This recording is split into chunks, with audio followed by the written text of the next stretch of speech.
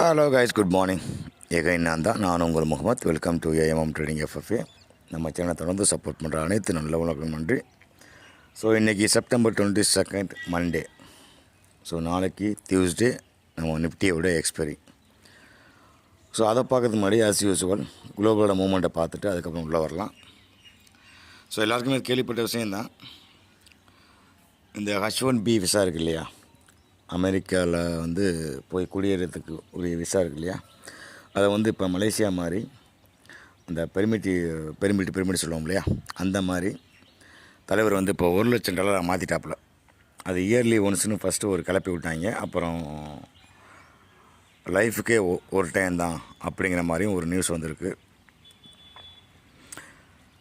அதுக்கப்புறம் கிளியர் கட்டாக இன்னொரு மேட்ரு வந்துச்சு. அது எப்படின்னு கேட்டிங்கன்னா, ஆல்ரெடி இருக்கவங்களுக்கு ஆஸ் யூஸ்வல் ஓல்டு கட்டணம் தான்.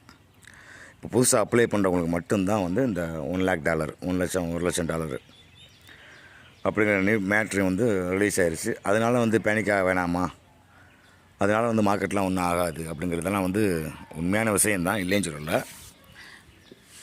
ஆனால் மார்க்கெட்டுக்கு தேவை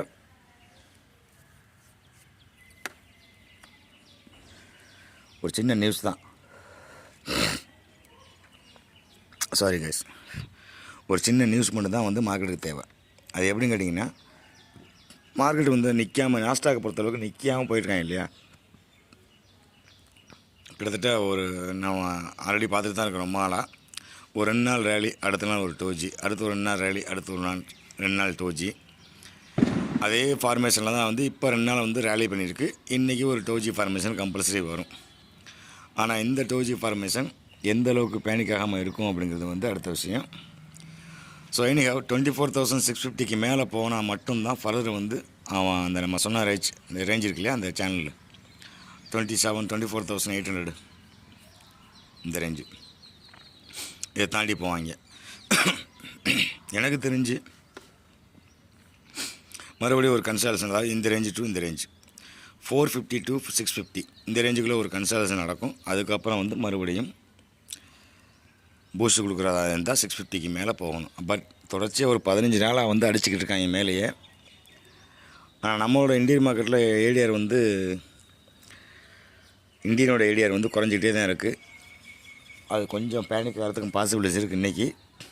ஏன்னா நம்ம மார்க்கெட்டை பொறுத்தளவுக்கு ஒரு நியூஸ் தான் தேவை. ஒரு நியூஸ் வந்துச்சுன்னா அந்த ஒரு நியூஸை ஒரு காரணமாக காட்டி ஃபுல்லாக ட்ரை பண்ணிடுவாங்க. ட்ரை பண்ணிவிட்டு மறுபடியும் ஜம்ப் எடுத்து மேலே வருவாங்க. அதுக்கு என்ன அர்த்தம்னா, அதுக்கு இந்த நியூஸ் தான், ரெண்டுமே ஒரே நாள் நியூஸ் தான்.